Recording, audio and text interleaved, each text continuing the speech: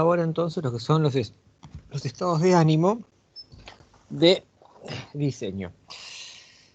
A ver, nuestras acciones tienen la capacidad de intervenir y modificar el curso actual de los acontecimientos. Eso ya lo sabíamos de los fundamentos de la ontología del lenguaje. Todo estado de ánimo especifica un espacio de acciones posibles, un horizonte de posibilidades. Eso también ya lo veníamos trabajando ya al inicio de la clase. Decimos que al modificar nuestro horizonte de posibilidades, modificamos nuestro estado de ánimo. También eso lo estuvimos trabajando. Cambiamos nuestro horizonte de posibilidades desde nuestras conversaciones. Y acá llegamos a un punto que tiene que ver con el rol de cambio, de modificar, de quiebre que tiene la conversación, este proceso de interacción y este proceso de racionalización también, ¿no? Entonces vamos a hablar de 4 tipos de conversaciones.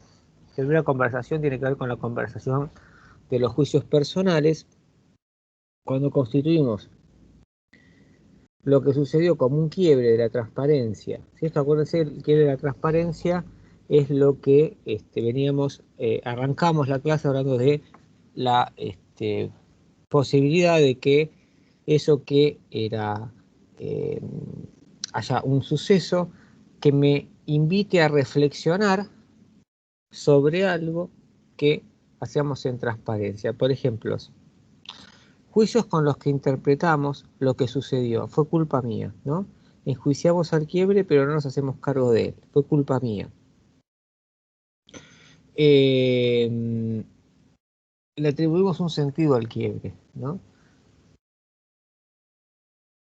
Después tenemos la conversación para la coordinación de acciones. Otra manera de hacerse cargo de los quiebres es la manera en que las conversaciones nos llevan a actuar sobre ellos y nos permiten superarlos. Con esta conversación generamos acciones futuras para hacernos cargo del quiebre existente. Intervenir en el estado actual de las cosas. Por ejemplo, pedir ayuda, ¿sí? O sea, pedir ayuda es es coordinar la acción con otra persona, ¿sí? Coordinar 2 acciones. Acuérdense que en el pedir ayuda está la declaración de petición o la petición. Y lo vimos con Rosenberg, el tema de cómo generar una petición. Cuando hacemos una petición estamos esperando del otro una acción determinada. Por eso es una conversación de coordinación de acciones, ¿no? El hecho de poder hablar de lo que nos pasa, por eso puse el tema de la lexitimia y el alfabetismo emocional, poder primero reconocer lo que necesitamos y reconocer que esas emociones tienen que ver con una necesidad insatisfecha, nos permite coordinar, o nos permite generar una conversación para la coordinación de acciones, o nos permite hacer una petición, nos permiten pedirle a otro, y eso implica que demandarle a la otra persona una acción determinada. Y ahí estamos coordinando las acciones, son 2 acciones, la petición y la satisfacción de esa petición, son 2 acciones entrelazadas. Es interesante la conversación para posibles acciones, es decir, cuando no, si bien la conversación para la coordinación de acciones es directa, acá no abordamos directamente esa coordinación, quizás no hacemos un pedido de ayuda directo en este momento, ¿no? No aborda directamente la coordinación de acciones, sino la acción de especular acerca de y de explorar nuevas acciones posibles, dirigido a expandir el horizonte de posibilidades, emitir nuevos juicios y construir nuevas historias acerca de lo posible. No se basa en el ánimo de dar sentido a lo ocurrido, sino en el ánimo de que, sea lo que ocurrió, esto debe ser modificado a pesar de no saberse cuál acción tomar, ¿no? Es decir, empezar a pensar acciones futuras, ¿no? Esto también lo podemos hacer a través de los sombreros, ¿no? Esto de poder pensar a partir de de una situación, bueno, poder pensar qué acciones nuevas, eso implica nuevos juicios, nuevas interpretaciones, podemos hacer con respecto a este quiebre. La metaconversación, le digo yo porque es la conversación para posibles conversaciones, es cuando la persona con la que conversamos no está abierta a la conversación, es decir, queremos pedirle ayuda o planificar qué es lo que vamos a hacer, si pedir ayuda o hacer otra cosa. y no está abierta para la conversación. Podemos tener una conversación acerca del hecho de que consideramos que no podemos tener esa conversación, ¿no? Esto de Vaslavi le llama la metacomunicación, poder, digamos, racionalizar, evidenciar esta situación de no podemos tener una conversación, no podemos no podemos entendernos, ¿no? Aún podemos sostener una conversación no acerca del quiebre primitivo que está en juego, sino acerca del quiebre de que no es ser capaz de abrir o concluir la conversación, es decir, como una especie de metaquiebre, ¿no? El quiebre de no ser capaz de abrir o concluir la conversación que deberíamos sostener según mi juicio, ¿no? Hablar de ese problema, o sea, un quiebre que lleva a otro quiebre. Si el quiebre lleva a darme cuenta de que tengo que poder entenderme, pero a su vez tenemos otro quiebre, que es que no podemos hablar, no podemos tener una conversación sobre la conversación. O no podemos tener una conversación. Entonces, esto es una ampliar, ¿no? Estos nuevos quiebres. Pautas para su diseño. Convertirse en observador de estados de ánimo, identificarlo como estados de ánimo y no atributos del mundo. Por ejemplo, acuérdense que solemos transferir o proyectar estado de ánimo al mundo, ¿sí? Esto es aburrido, esto es malo, esto es desafiante, ¿no? Esto es triste. Y en realidad, eso es una proyección de nuestros estados de ánimo. No somos responsables del estado de ánimo en que me encuentro. Estados de ánimo nos producen a nosotros, es decir, no es algo que manejemos conscientemente el estado de ánimo. Eso es lo que está diciendo. No. Uno se tiene que responsabilizar en el sentido de darse cuenta del estado de ánimo. Pero en realidad es algo que se produce más allá de lo que podamos hacer, no es una cuestión voluntaria, ¿no? Cuidarse de las historias que hemos fabricado acerca de nuestros estados de ánimo, porque estas historias no tienen que ver tanto con lo que percibimos que sucede, sino con lo que imaginamos, lo que representa, y no siempre no siempre implica una mirada realista, ¿no? Estas historias puede ser que las hayamos fabricado nosotros, o que también las hayan fabricado las personas que forman nuestro entorno, ¿no? Historias sobre nosotros mismos que nos cuentan los demás. Y eso también tiene, o sobre cómo somos, ¿no? Bueno, vos sos tímido, sos introvertido. Eso quizás es una historia que me contaron. Es una etiqueta que pusieron sobre mí.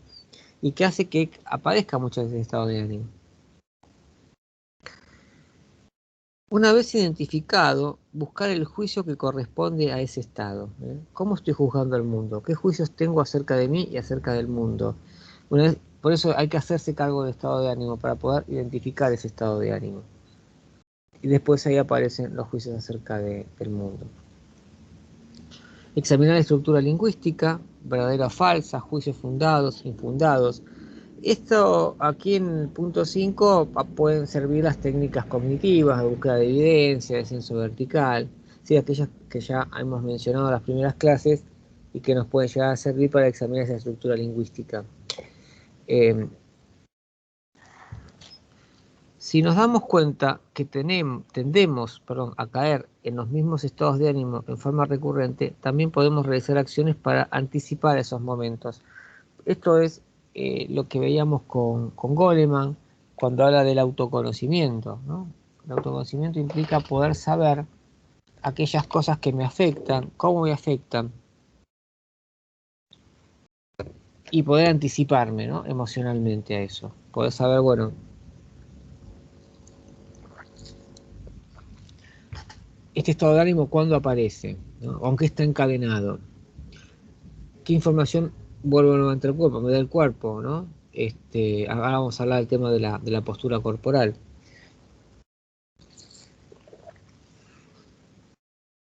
Una de las acciones a realizar es sumergirnos entre personas con las cuales nuestro estado de ánimo no tienen cabida.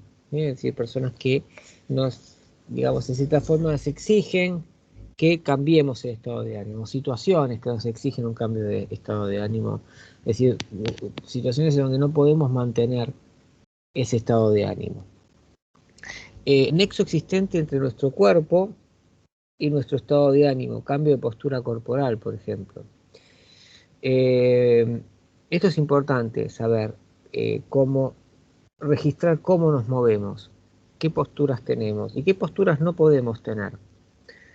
La postura corporal, cuando hay una postura corporal recurrente, supongamos que alguien camina ladeándose a la izquierda, está evitando o está escondiendo otro movimiento. Cuando yo soy consciente y empiezo a ese movimiento lo hacemos en transparencia, ¿sí? Ese movimiento lo hacemos en transparencia. Caminamos hasta que empezamos a prestarle atención a ese movimiento. Entonces me empiezo a dar cuenta, ahí aparece un quiebre. Me doy cuenta y empiezo a observarme que el camino es un ejemplo, ¿no? Camino hacia la izquierda. Y entonces cuando camino hacia la izquierda me doy cuenta que en realidad, y le empiezo a prestar atención a ese movimiento, aparece otro movimiento que antes no le prestaba atención porque estaba como escondido, ¿no? Y que es mi mano hace un movimiento como emulando una piña a el mentón de alguien. Y ahí aparece una cuestión que está más oculta, que es una rabia escondida, ¿no? ¿A quién le quiero pegar? Y cuando yo empiezo a pensar dónde está ese contrincante imaginario, fíjense cómo a partir de observar la postura corporal, yo puedo darme cuenta de una emoción que está escondida y que no es que no salga, pero que está camuflada por un movimiento corporal, ¿no? Esto es también tener en cuenta, si bien a lo mejor no trabajamos exactamente el cuerpo, pero tener en cuenta esto, ¿no? Y ahí esa información me la está dando el cuerpo, no me la está dando la razón ni la conciencia, me está dando el cuerpo. Mirá, no me había percatado de este movimiento que está camuflado, que está detrás, y que solamente accedo cuando empiezo a tomar conciencia, cuando rompo, quiebro la transparencia de ese movimiento inicial y empiezo a prestar atención. O lo empiezo a repetir, a ver qué pasa.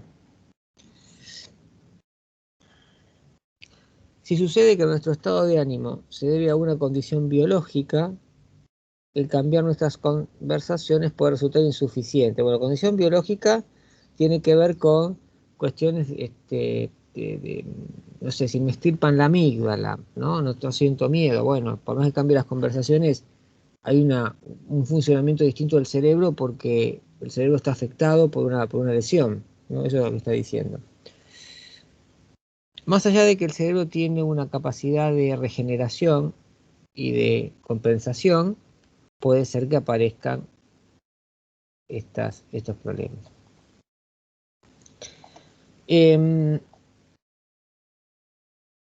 Vamos a hablar un poquito de los estados de resentimiento, ¿no? Acá yo les hice un cuadrito de lo que son los tipos de juicio. Vamos a ver que el resentimiento, la aceptación, la ambición, la resignación forman parte de ciertos estados de ánimo. Vamos a ver un poquito qué significa. Cuando yo hago un juicio de factibilidad, lo que no podemos cambiar, digo, esto no lo puedo cambiar, esto no puede cambiar, y ahí tiene que ver con lo que remite Echeverría sobre los estoicos, sobre Epicteto, ¿no? Que dice, actúa de acuerdo a tu naturaleza y tiene que ver con aquellas cosas que podemos hacer y aquellas cosas que no podemos hacer, ¿no? Parte del cambio es aceptar lo que no se puede cambiar. Entonces, cuando hago un juicio de factibilidad, digo, esto no lo puedo cambiar. Y me opongo a eso. No lo acepto. Quiero que cambie. Aparece el resentimiento. Ahora vamos a ver uno por uno. Cuando acepto hago un juicio de lo que no puedo cambiar y lo acepto, aparece la paz, ¿no? Esa situación de equilibrio, ¿no? De aceptación. Lo mismo sucede con lo que sí podemos cambiar. Si digo, esto lo puedo cambiar y me opongo y no cambio, me resigno, ¿no? Y si acepto que se puede cambiar, aparece la ambición, ¿no? Bueno, estaba acordando de algo, ¿no? Nos oponemos a que eso cambie, nos resignamos, ¿eh? Podemos cambiarlo, pero no lo hacemos. Vamos a ver algunas cosas. Cuando los seres humanos luchamos contra lo que no podemos cambiar, cuando demostramos incapacidad para aceptar, ¿sí?, lo que hemos llamado las facticidades de la vida, generamos un espacio dentro del cual es fácil que se desarrolle el resentimiento. Ahora vamos a ver un poco qué es el resentimiento. Es un estado de ánimo que puede ser reconstruido en términos de una conversación subyacente en la que interpretamos que hemos sido víctimas de una acción injusta. Esto tiene que ver con el juicio, la victimización, ¿no? Es decir, dejamos la responsabilidad por fuera, ¿no? Entonces nos sentimos víctimas de una injusticia. El problema está cuando esto no podemos salir de esa situación, ¿no? La declaración del perdón, por ejemplo, permite salir de esta situación, me permite liberarme del resentimiento. Es para eso, no es para exonerar al otro. Porque la declaración del perdón no implica que no se tomen medidas punitivas o restaurativas contra la persona que cometió una falta, ¿no? No invalida eso. Lo que sirve la declaración del perdón es poder cerrar o salir de esta situación de víctima de una acción injusta. Pero para eso tenemos que trabajar este resentimiento, ¿sí? Tenemos que trabajar y aceptar que para mí en este momento esta situación es injusta. El problema es cuando eso se queda y no puedo salir de esa situación, no puedo cerrarla. Una conversación que sostiene que teníamos el derecho moral a obtener algo que nos fue negado o simplemente merecíamos algo mejor de lo que obtuvimos, ¿sí? Eso también. Eso tiene que ver con la justificación. Este resentimiento permite también, la contracara de este resentimiento es la justificación a accionar, digamos, en contra, ¿no? El resentimiento muchas veces genera acciones violentas. Por ejemplo, el resentimiento puede ser también el motivo, la justificación o la racionalización de la corrupción. Cuando yo me corrompo, lo hago ¿por qué? Porque estoy resentido y digo, bueno, como me negaron tal cosa, armo. Muchas veces este resentimiento se sostiene sobre cuestiones imaginarias, no tanto por la percepción. Entonces lo racionalizo de esa forma y está alimentando muchos actos que pueden terminar en actos violentos, en corrupción. Esto aparece también en el terrorismo, por ejemplo, ¿no? Cuando los terroristas justifican sus acciones, también la basan en cierto resentimiento. Resentimiento que se trasluce en un juicio moral, en donde el otro es el malo y uno es bueno, ¿no? Entonces, por eso Rosenberg dice, hay que salir de los juicios, ir a las observaciones. ¿Para qué? Para superar el resentimiento. No quiere decir que no lo vamos a reconocer, porque cuando hablemos de estados de ánimo, de emociones, va a aparecer el reconocimiento de esta emoción. ¿Qué siento cuando me siento con este resentimiento? ¿Qué emociones hay por detrás de este estado de ánimo? Ira, tristeza, miedo. ¿Qué hay? Acá yo puse el tema universal de la ira, pero fíjense que con el modelo de Rosenberg de comunicación no violenta empezamos a trabajar también esta situación de resentimiento. ¿Por qué? Porque primero lo que hacemos es conectar ese resentimiento con una necesidad insatisfecha, sacarlo del juicio moral, porque seguramente hay algo, o sea, no es negar el resentimiento, no es que no nos tenemos que negar, si nos sentimos víctimas, es por algo que nos sentimos víctimas. Si consideramos que esa acción es injusta, es por algo. Y es importante aceptarla y reconocer desde qué lugar estoy, por qué todavía estoy en el resentimiento, qué es lo que no cerré, qué es lo que no evidencié, qué es lo que no acepté todavía. No pasa por decir, no, me pongo, paso a protagonista, ¿no? Como si fuera un botón que uno toca. No, para salir de víctima hay que hacer una serie de operaciones. Y lo primero que podemos hacer es decir, bueno, empecemos a separar la observación del juicio, qué es lo que sucede realmente, más allá de hablar de buenos y malos, pero también conectar ese resentimiento, no tanto con el otro, sino conectarlo con lo que estoy necesitando. Por ejemplo, alguien que se interpuso impidiendo que obtuviéramos lo que merecíamos, negándonos posibilidades a las que consideramos que teníamos derecho. Detrás de todo eso está una necesidad insatisfecha. Yo necesitaba algo y alguien se me interpuso. Yo puse el tema universal de la ira de Ekman. Paul Ekman dice que en todas las culturas la interferencia arbitraria en un proyecto personal, por ejemplo, o una situación, genera ira. Yo voy por la calle, interceptan y la gente se pone mal con el semáforo, que se toca bocina el semáforo, ¿no? Porque venía andando, tuve que parar. El hecho de que nos interfieran genera situaciones de ira, dice Paul Ekman. Paul Ekman en el libro se llama El rostro de las emociones. Ahora, esto tiene que ver con necesidad insatisfecha. Entonces, no es que hay que negar el resentimiento, hay que redireccionar el resentimiento para superarlo. Pero no puedo superar algo que no observo primero y que no acepto. Yo no puedo cambiar mi postura corporal si no, primero no tengo conciencia de cómo es mi postura corporal y no la observo. Y no la practico, no la hago evidente. Lo mismo pasa con el resentimiento. Yo no puedo cambiar el resentimiento si no acepto ese resentimiento y veo cómo está construido ese resentimiento, sobre qué base está reconstruido ese resentimiento. Hablemos del resentimiento.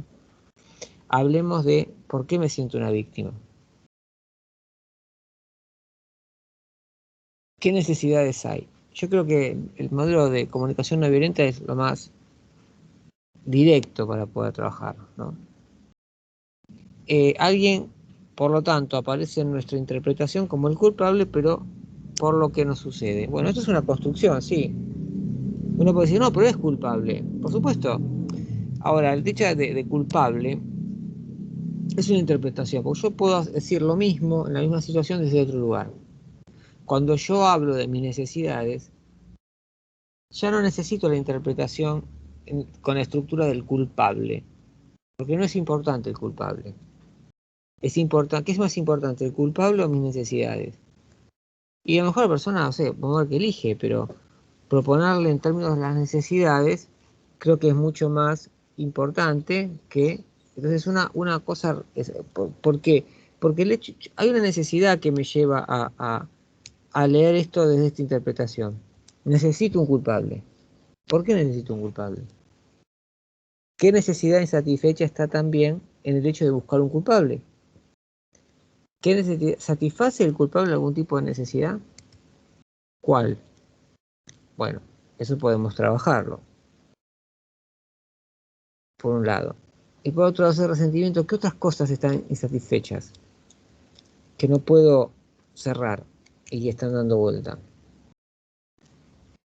Es mucho más sano que decir a una persona, no, porque el resentimiento es algo que la gente, no, o sea, está esta cuestión de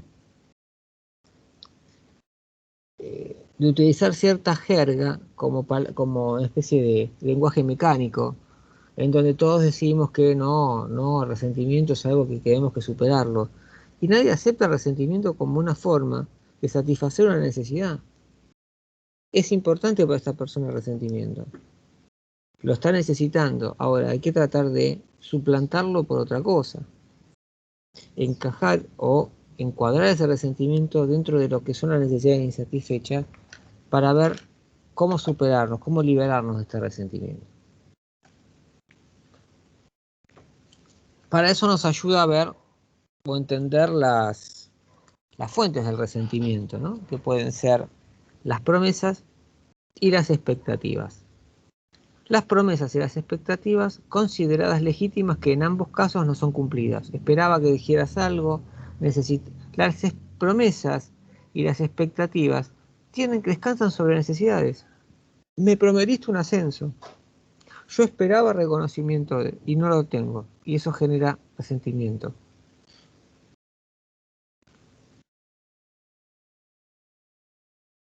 Ambas contribuyen a conferirnos el derecho de esperar un determinado comportamiento de los demás para con nosotros, ¿no? Las promesas. A partir de este derecho, que el resentimiento aparece como una invocación de justicia frente a la injusticia de lo sucedido, las promesas, como bien sabemos, generan deberes y derechos. Si yo prometo algo, estoy dando mi palabra. Yo acá le agregué un concepto que es el de lógica y sentido de acción, que aparece en el texto de Bernard Peirce, que ustedes tienen creo que en el módulo de comunicación. En toda comunidad estamos también comprometidos por la existencia de determinados estándares sociales de comportamiento. ¿Qué se espera? ¿Qué se espera? ¿Qué estamos obligados? Hay determinadas acciones a las que estamos obligados y otras a las que están prohibidas independientemente de las promesas que hagamos. Esto es lo que son las lógicas de significado o sentido de acción.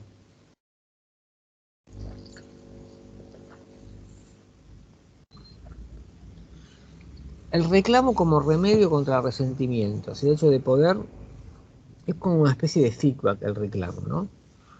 El resentimiento, por lo tanto, requiere de condiciones que, de una u otra forma, bloquean la posibilidad de hacer pública la conversación privada que alimenta a quien sufre las consecuencias del incumplimiento de una promesa. Por ejemplo, podemos tener el juicio de que no seremos comprendidos por los demás o el juicio de que si hacemos un reclamo público debemos enfrentar consecuencias peores. Esto de reclamar, hacer un reclamo, ¿no? Es como una especie de petición el reclamo también. Podría tener la misma estructura que la petición que vimos con Rosenberg. Juzgamos que nada se puede hacer, si hemos quedado atrapados por lo tanto entre el juicio de lo que no solo era posible, sino es esperable y justo, y el juicio de factibilidad de que nada podemos hacer para modificarlo. Si no cumplió, no puedo hacer nada para modificarlo. Esto genera resentimiento e impotencia. Si una razón importante para no manifestar nuestra ira y dejar que se desarrolle el resentimiento es considerar que nos encontramos en una posición precaria de poder. Guardamos resentimiento contra alguien que nos humilla abusando de su posición de poder, mientras hacemos el juicio de que si reclamáramos seríamos objeto de abusos aún peores. Si reclamamos tendríamos que pagar las consecuencias, nos sentiríamos a merced del poder del otro, resentimiento florece con facilidad en situaciones de distribución desigual de poder. Bueno, acá hay un elemento que es el poder, y de poder, a ver, ¿cómo le reclamo yo a alguien que considero que tiene más poder que yo? Bueno, por supuesto que cada situación es diferente. A veces hay situaciones que son más fáciles que otras, un montón de contingencias que no las tenemos acá, pero que hay que tener en cuenta. Pero si vemos este reclamo desde el modelo de Rosenberg, en donde primeramente este reclamo lo hacemos en primera persona, quita un montón de elementos que el otro puede usar para atrincherarse, porque implica no hablar del otro, sino primero hablar con el otro, pero no del otro, sino hablar de mí.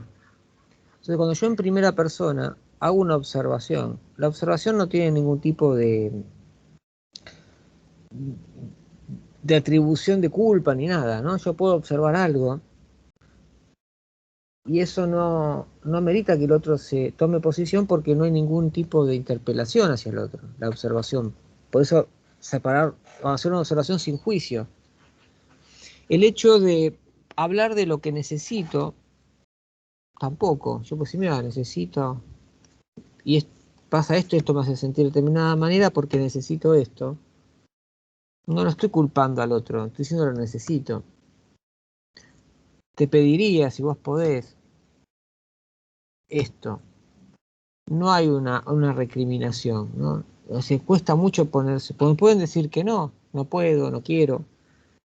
Y hacerlo en primera persona, hablar en primera persona. Me pasa esto, siento esto, tengo esta necesidad.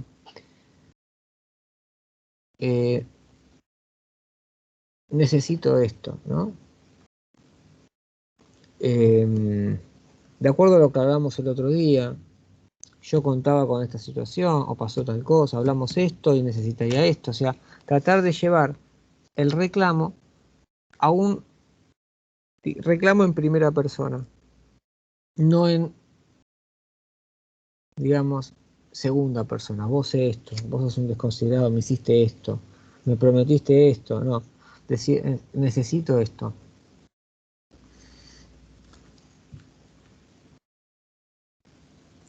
Estado de ánimo. Es decir, el estado de ánimo de resentimiento es extremadamente corrosivo para la convivencia social. Esto yo creo que todos lo sabemos. La persona en resentimiento se ve afectada por un sufrimiento penetrante y muchas veces casi permanente que se manifiesta en múltiples dominios de la vida. No hay alegría, no hay felicidad verdadera para las personas que viven el resentimiento. Y claro, el resentimiento que se genera sobre una situación particular tiene las demás situaciones. Porque una persona, seguramente a muchos nos ha pasado que decimos esta persona es una persona resentida, pero no está resentida con nosotros. Sin embargo, transmite ese resentimiento, proyecta ese resentimiento en todos los objetos del mundo. Y en todas aparece esta confrontación, ¿no? Con todos. Restringe las posibilidades de acción, porque tiñe todo, ¿no? con ese gris del resentimiento. Tensión entre el juicio, no puedo hacer ahora, nada ahora, y la declaración, las cosas deberían ser diferentes, dos elementos presentes para que haya resentimiento, ¿no? Esto un poco como es la estructura del resentimiento.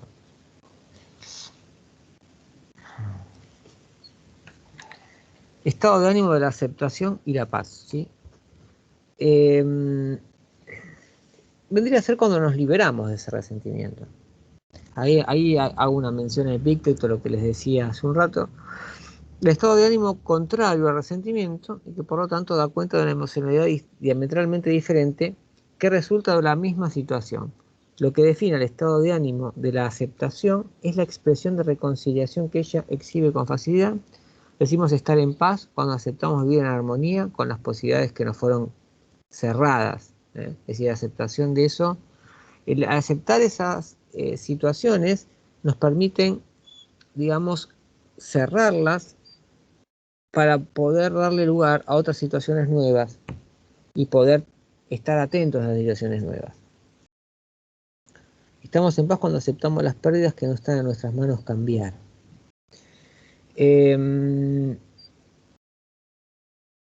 Bueno, aceptar reconociendo los errores del pasado para no volver a cometerlos. Lo que la aceptación fundamentalmente acepta es el hecho de que no podemos cambiar lo que ya ha ocurrido en cuanto tal se declara cerrado. Pero a veces no es tan simple cerrar, ¿no? Porque a veces quedan cosas para seguir trabajando o para poder reconocer, ¿no? O sea, muchas veces quedan emociones y demás que no se pueden cerrar si no se las reconoce al principio. Epicteto decía que abocarnos a la tarea de cambiar lo cambiable, sin ser consumidos por lamentar inútil frente a lo que no podemos hacer. Es decir, nos abre posibilidades porque nos quita energía que nosotros depositamos en cosas que no podemos cambiar y no podemos ver quizás un montón de otras cosas. Y esto es también lo que aparece con los sesgos cognitivos, ¿no? Que muchas veces si decimos que nos quedamos en ese resentimiento, obviamente vamos a ver las cosas que van a confirmar la creencia de ese resentimiento. No vamos a poder ver las opciones que surgen y que a partir de nuevas posibilidades, ¿no? Esto lo hacemos a partir de la aceptación.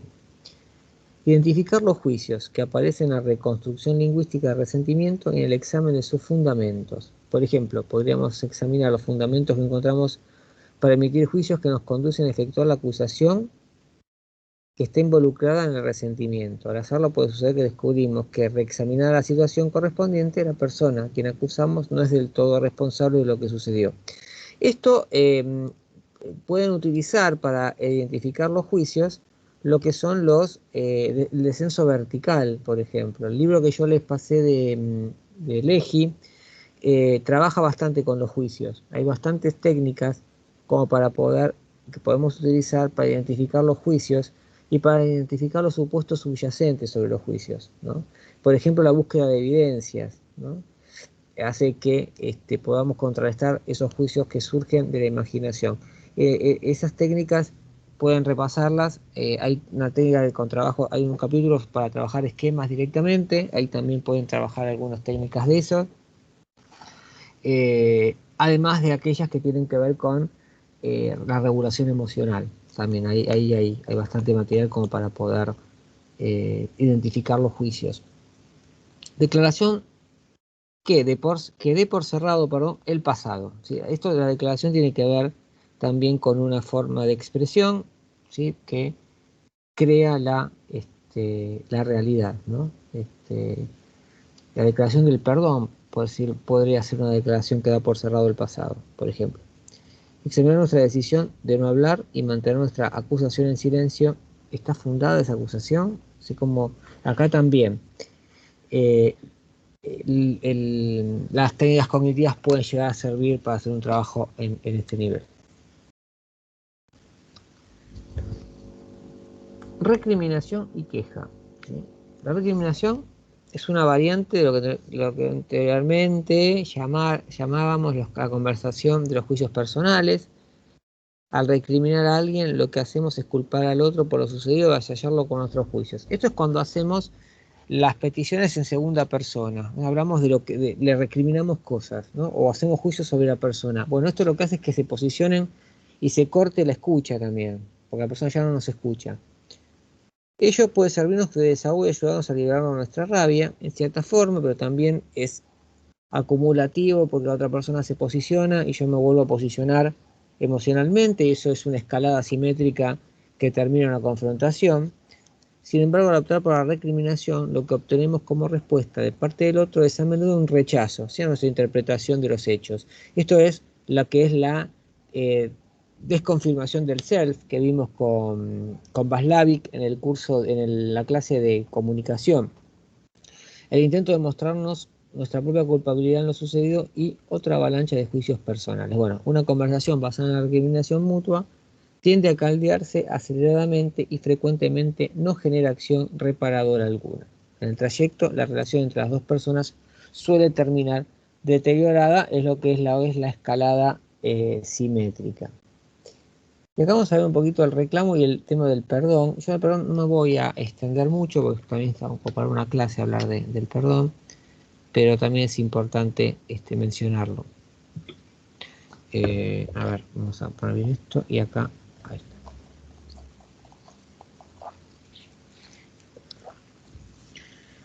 El reclamo es una conversación para la coordinación de acciones, es como si fuera el pedido de ayuda también, o la petición. El reclamo es un juego de lenguaje particular conformado por varios actos lingüísticos. En él se combinan al menos declaraciones, afirmaciones y peticiones. Fíjense que es parecido al armado que hace Rosenberg sobre la petición,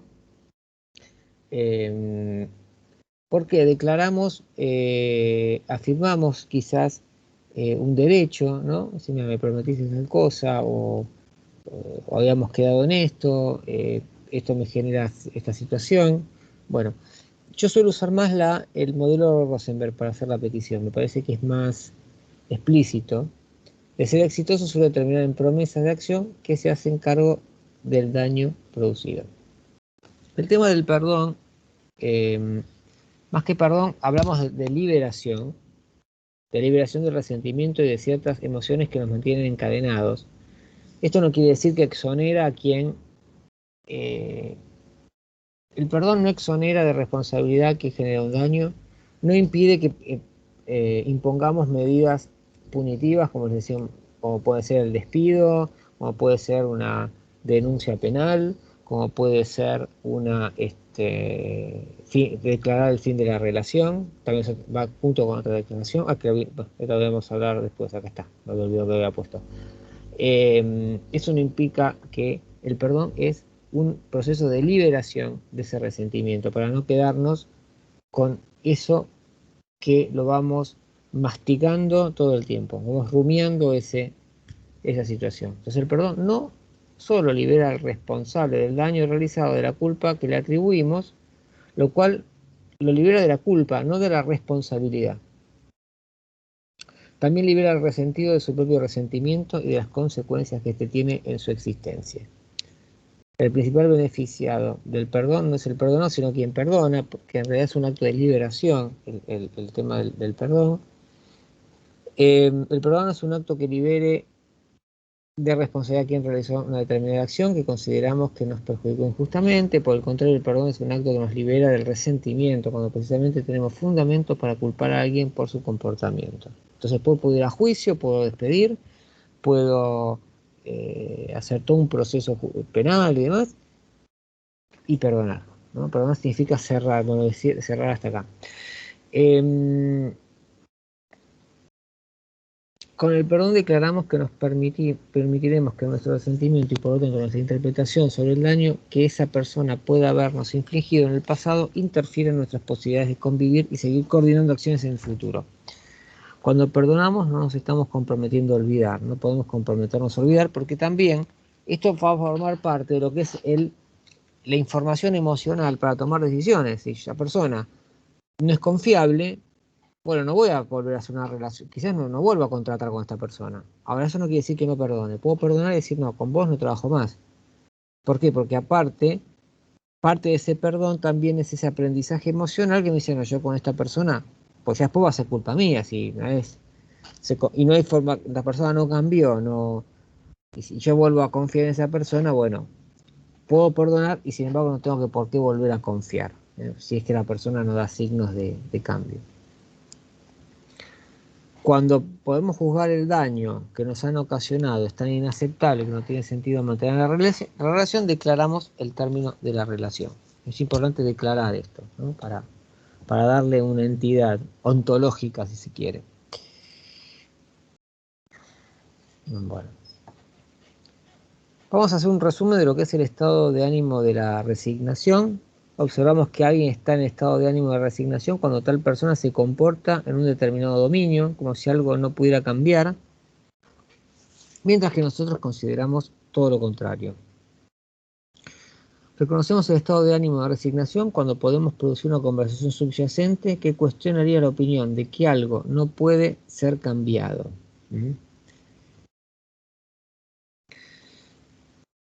Cuando juzgamos que lo que alguien estima como inmutable puede cambiar. ¿Sí? Lo que caracteriza a una persona en estado de ánimo de resignación es el hecho de que ella, a diferencia de otras, no ve el futuro como un espacio de intervención que le permite, a partir de acciones que ella misma emprende, transformar el presente.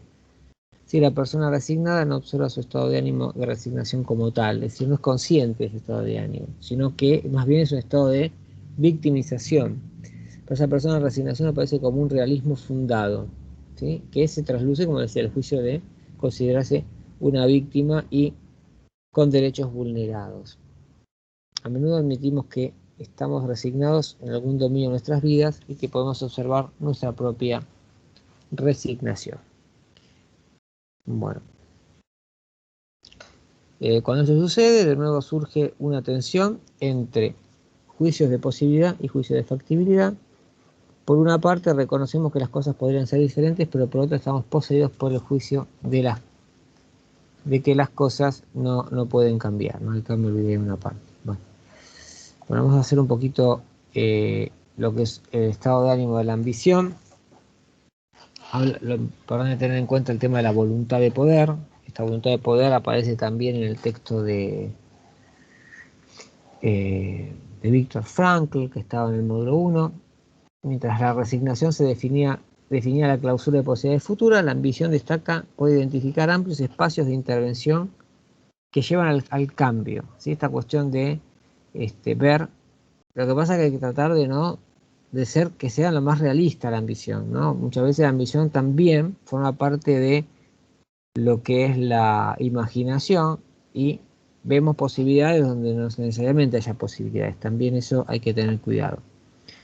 Es un constructor de nuevas realidades, una mirada en la que este es visto como un vasto espacio de posibilidades de acción, donde las acciones poseen una gran capacidad generativa y por lo tanto construcción de nuevas realidades. Esta cuestión de situación. ¿Cómo pasamos y con esto vamos a terminar esta parte, la resignación a la ambición? Hacemos un punteo, ahora entendemos que se puede reconstruir la resignación como una estructura lingüística subyacente en la cual declaramos que no se puede hacer nada aquí o haga lo que haga, nada va a cambiar. Estas son, digamos, las estructuras lingüísticas que racionalizan la resignación, en circunstancias que otros puedan refutar nuestro juicio. Eso viene el otro y dice, no, sí se puede cambiar. Esto, por supuesto, con la búsqueda de evidencias, como técnica le quita poder a este tipo de juicios, ¿no? O a este tipo de declaraciones. Nuevamente, una forma de lidiar con este estado de ánimo de resignación será examinar los fundamentos de este juicio, lo que yo le decía, descenso vertical, análisis de evidencias, buscar los supuestos subyacentes, ver los sesgos cognitivos, trabajar sobre los sesgos cognitivos, trabajar sobre los esquemas mentales, fundamentos, llevar pasar del plano de la imaginación a la percepción. Bueno, pero ¿qué sucede? A ver, ¿por qué no puede cambiar? ¿En qué me baso? ¿Qué evidencias? Evidencias a favor, evidencias en contra. Podríamos descubrir cuando los examinamos más detenidamente que los obstáculos que suponíamos nos impedían actuar efectivamente no existen. O bien podrían ser superados, ¿no? Pueden ser parte de nuestra imaginación, pensamiento catastrófico, por ejemplo. Acuérdense todo lo que vimos con los constructos y cómo vimos los esquemas mentales. Eso es un poco, tenemos un poco esto a cuento. A menudo sucede que no actuamos porque suponemos que si hiciéramos una determinada petición, esta no sería negada. No es extraño descubrir, cuando entablamos esa conversación, que nuestro supuesto inicial era infundado. Era todo una especie de darse manija, ¿no? Esto de, acuérdense, el famoso método, lo que es percepción, imaginación, emociones y acción, ¿no? Es decir, cuando las emociones surgen de lo que yo imagino, suelo imaginar mucho más de lo que percibo. Bueno, ahí es un ciclo neurótico. ¿Por qué? Porque mis acciones, que son movidas por las emociones, esas emociones surgen del darme manija y no surgen de lo que realmente estoy percibiendo. Cuando hacemos un descenso vertical o cuando trabajamos evidencias, lo que hacemos es correr a ese observador, de observar lo que imagina a observar lo que percibe. ¿Qué es lo que sucede? ¿Qué es lo que sucede en la realidad? El método Grow, que yo también les aporté del modelo británico de coaching, también, ¿qué está sucediendo? ¿Cuál es mi realidad? También nos puede ayudar para trabajar esto. O sea, podemos combinar diferentes métodos, diferentes técnicas.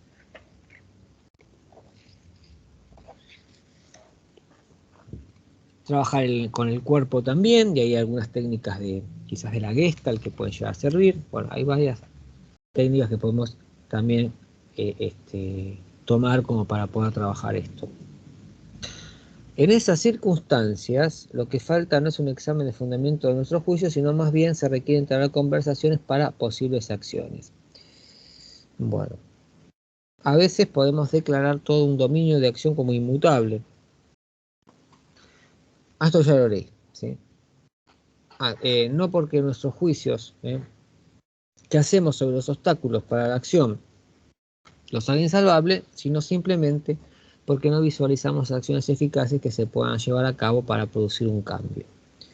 Para hacer esto, quizás querríamos hablar con otras personas, leer sobre el tema, seguir los repertorios de acciones que nos permitan entrar en un estado de ánimo distinto y agregar a esto lo que vimos con las técnicas cognitivas de Lehi y lo que venimos viendo con los constructos personales.